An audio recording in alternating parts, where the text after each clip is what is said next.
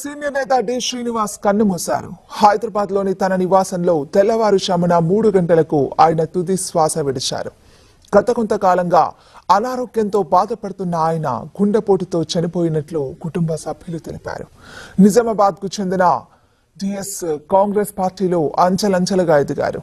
ఉమ్మడి ఏపీలో 2004, 2009లో పార్టీ అధికారంలో ఉన్నప్పుడు డిఎస్ మంత్రిగా సేవలందించారు. పిసిసి అధ్యక్షుడిగాను ఆయన పనిచేశారు. రాష్ట్ర విభజన తర్వాత 2015లో బీఆర్ఎస్ లో చేరిన డిఎస్ రాజ్యసభ సభ్యుడిగా ఎన్నికయ్యారు. డిఎస్ కు 2 కుమారులున్నారు. వారిలో చిన్న కుమారుడు ధర్మపురి అరవింద్ ప్రస్తుతం బీజేపీ తరపున నిజామాబాద్ ఎంపీగా ఉన్నారు. పెద్ద కుమారుడు సంజయ్ గతంలో నిజామాబాద్ మేయర్గా పనిచేశారు.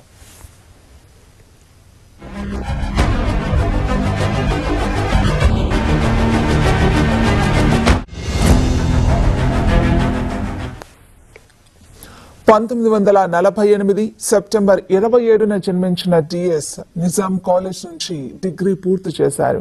1989లో కాంగ్రెస్ పార్టీ తరపున పరిలోకి దిగిన ఆయన నిజామాబాద్ అర్బన్ నుంచి తొలిసారి అసెంబ్లీకి ఎన్నికయ్యారు. అనంతరం 1999, 2004లో ఎమ్మెల్యేగా గెలిచారు.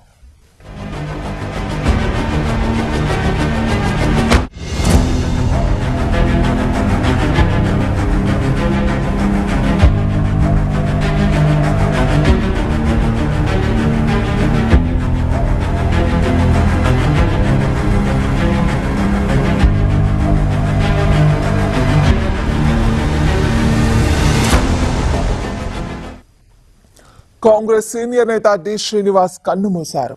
హైదరాబాద్ లోని తన నివాసంలో తెల్లవారుజామున 3 గంటలకు ఆయన తుది శ్వాస విడిచారు.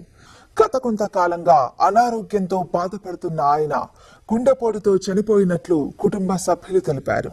నిజామాబాద్ జిల్లాకు చెందిన డిఎస్ కాంగ్రెస్ పార్టీలో అంచెలంచెలుగా ఎదిగారు. ఉమ్మడి ఏపీలో 2004, 2009లో పార్టీ అధికారంలో ఉన్నప్పుడు డిఎస్ మంత్రిగా సేవలందించారు. పిసిసి అధ్యక్షుడిగాను ఆయన పనిచేశారు. రాష్ట్ర విభజన తర్వాత 2015లో బీఆర్ఎస్ లో చేరిన డిఎస్ రాజ్యసభ సభ్యునిగా ఎన్నికయ్యారు. డిఎస్ కు 2 కుమారులు ఉన్నారు. వారిలో చిన్న కుమారుడు ధర్మపురి అరవింద్ ప్రస్తుతం బీజేపీ తరపున నిజామాబాద్ ఎంపీగా ఉన్నారు. పెద్ద కుమారుడు సంజయ్ గతంలో నిజామాబాద్ మేయర్గా పనిచేశారు.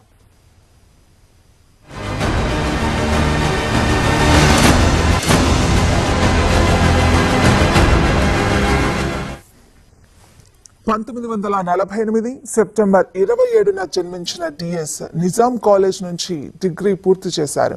1989లో కాంగ్రెస్ పార్టీ తరపున బరిలోకి దిగిన ఆయన నిజామాబాద్ అర్బన్ నుంచి తొలిసారి అసెంబ్లీకి ఎన్నికయ్యారు. అనంతరం 1999, 2004లో ఎమ్మెల్యేగా గెలిచారు.